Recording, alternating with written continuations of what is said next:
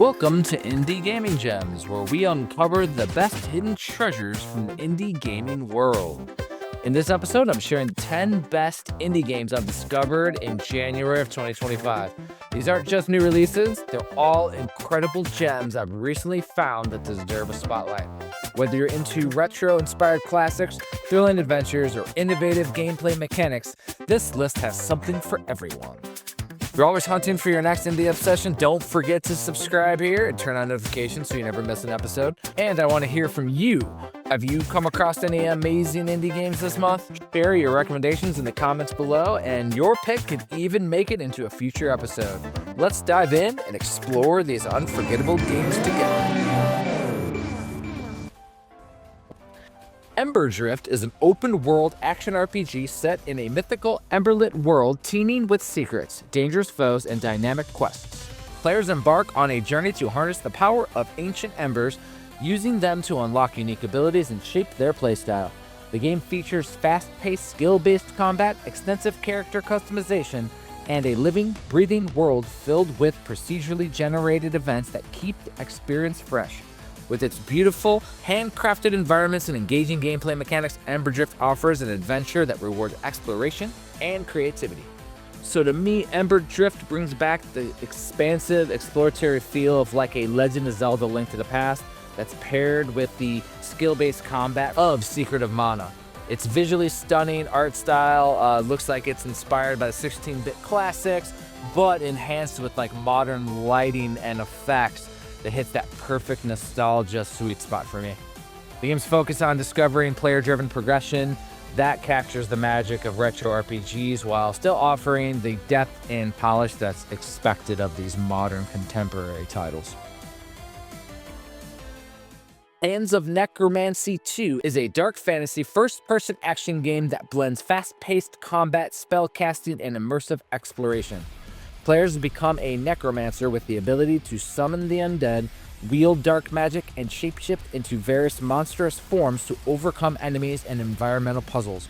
The game features sprawling, interconnected levels with secrets to uncover, challenging enemies, and powerful bosses. Its rich atmosphere, strategic combat, and dynamic gameplay create a thrilling experience. The boomer shooter that is Hands of Necromancy II feels like a modern homage to like Hexen and Heretic, which is awesome because it has that dark and gothic aesthetic and magic-infused combat. The shape-shifting mechanics, though, that adds the unique twist here because that's reminiscent of how you would experiment in like the classic Blood-Open games like from Legacy of Kain. The retro-inspired visuals combined with the modern effects definitely shows the 90s PC boomer shooter style, but then it gives you a more polished modern experience. Definitely a love letter here to the era of atmospheric first-person action games, so you get your nostalgia combined with innovative gameplay. Marko Beyond Brave is a beautifully crafted 2D action-adventure game set in a dark, folklore-inspired fantasy world. Players take on the role of Marko, a brave warrior tasked with battling shadowy creatures and unraveling the mysteries of a cursed land. The game features hand-drawn levels, fast-paced combat, and exploration-heavy gameplay with Metroidvania elements, including ability upgrades and backtracking to uncover hidden secrets. Its captivating narrative, richly atmospheric world, and challenging gameplay make it a standout for fans of story-driven adventures. Marko is definitely a love letter to the Metroidvania classics like your Symphony of the Night, but then you have your little ActRaiser experiences too. You have that hand-drawn art style that gives you your detailed sprite work from your 16-bit classics, and then you have tight combat mechanics and the exploratory design that brings back the fun of the interconnected Metroidvania worlds. The game's folklore and themes add a fresh twist to those familiar with Metroidvania, which creates a nostalgic and modern experience. Code Bunny is a fast-paced puzzle platformer where players control a tech-savvy rabbit navigating a neon cyberpunk world. Combining precision platforming with code-based mechanics, the players use logical commands to manipulate the environment, solve puzzles, and outwit enemies. Each level challenges your reflexes and problem-solving skills, featuring a blend of fast-paced, brain-teasing logic. With vibrant visuals, a catchy synthwave soundtrack, and innovative gameplay, Code Bunny is a unique experience with a cerebral twist. With Code Bunny, there's definitely a clever puzzle-solving mechanic that I really love, which, has the vibes of the Lost Vikings. But then you have your Mega Man-style precise platform. It's a little bit of grinding in there, which is really cool. The cyberpunk aesthetics that have all the neons are really awesome. And then your chiptune-inspired synthwave music definitely gives you, a little bit of Tron aesthetics with some modern synthwave feel. The mix of retro-inspired visuals and modern gameplay provide that nostalgic experience, and it makes for a standout title for those who love those classic platformers, but also want a little bit of their logic testing. The Spectral Web Hitodama is a hauntingly atmospheric puzzle platformer in which players control a ghostly spirit navigating a world of interconnected spectral realms. Players use ethereal powers to solve environmental puzzles, manipulate objects, and interact with lingering souls to uncover the secrets of their past. The game's unique mechanics involve phasing between dimensions and creatively using ghostly abilities to traverse challenging levels. Its hand-drawn visuals, moody soundtrack, and compelling narrative create an immersive, otherworldly adventure. So Hitodama here recalls the exploration of your Metroids, but then combines it with the haunting tone of your classic Shadow Gates, which is awesome. The phase mechanic feels reminiscent to switching between the light and the dark world and Link to the Past, which always hits me with the nostalgia feels. But then it adds that modern gameplay design. It does its own thing, which is cool. The eerie art style is excellent, and the atmospheric soundscapes definitely give you that handcrafted charm of the classic point-click adventures too. Stardust Demon is a fast-paced 2D action platformer in a cosmic demon-infested world. Players take control of a lone warrior infused with celestial powers, battling hordes of enemies and navigating challenging environments across vibrant, otherworldly landscapes. The game features tight combat mechanics, various weapons and abilities, and intense boss battles that demand precision and strategy. It offers stunning pixel art, a synth-heavy soundtrack, and a high difficulty. Stardust Demon to me feels like the intense action of Ninja Gaiden combined with your exploration aesthetics of your Blaster Master. That includes, the intricate level designs as well as the tight controls. That is that demanding but rewarding platformers of your NES era. But then you have your pulsing synth soundtrack that gives you the super heavy dose of nostalgia. The challenging boss fights, though, is where I'm all about, and that fast-paced combat makes it a love letter to your golden age of action platformers. But it also adds modern polish and creative twists that keep things fresh.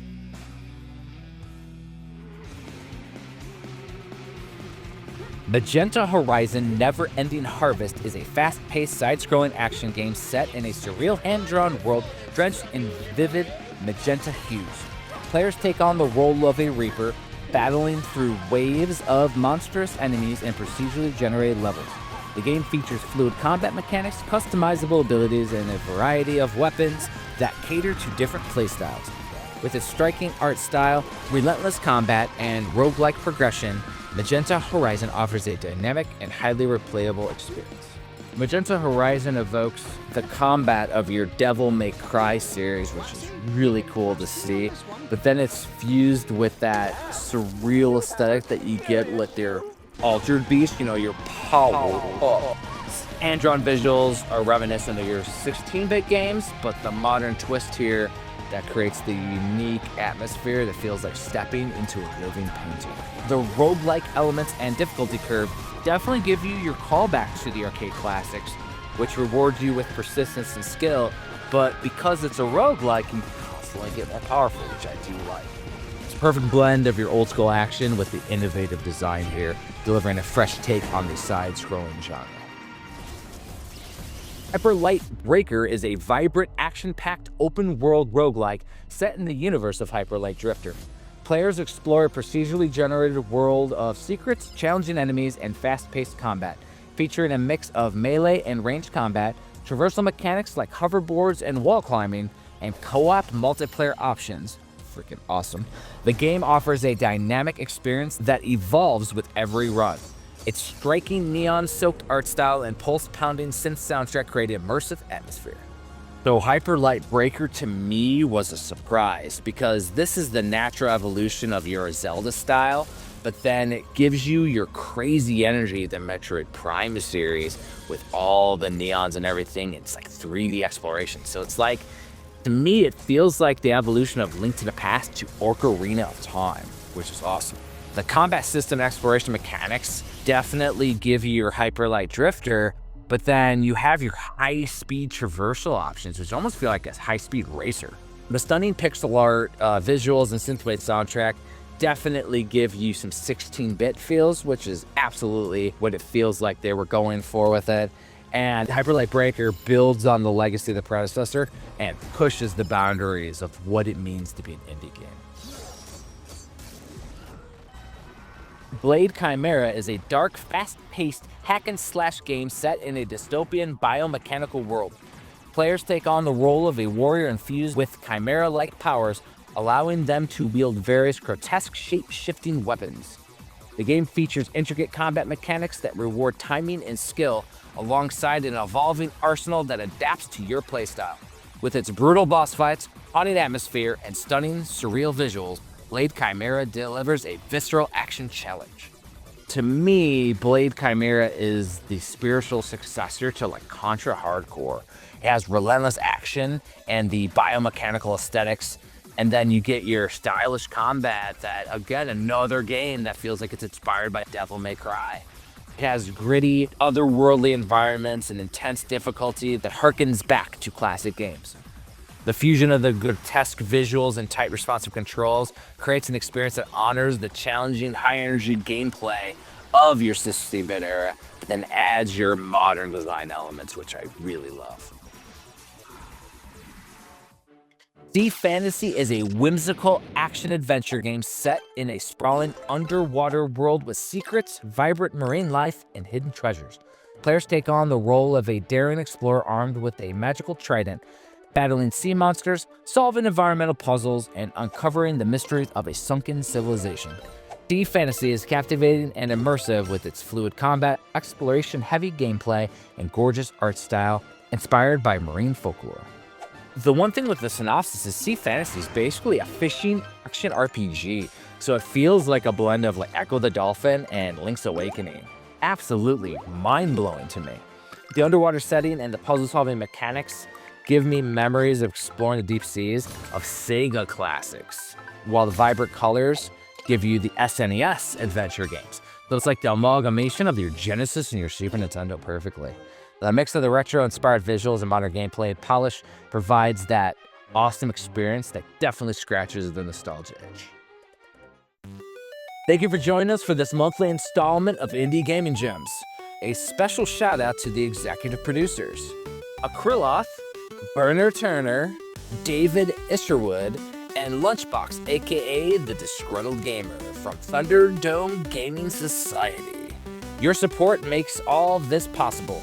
We would love to hear from you. Please share your favorite indie recommendations in the comments below. Who knows, your suggestion might even be featured in the upcoming Indie Gaming Gems book. Don't miss out on future episodes filled with incredible discoveries and hidden treasures from the indie gaming world. Make sure to hit that subscribe button and enable notifications to stay updated. Let's continue to celebrate the creativity and passion of the indie developers who bring these remarkable games to life. Till next time, happy gaming, and we look forward to seeing you on the next adventure.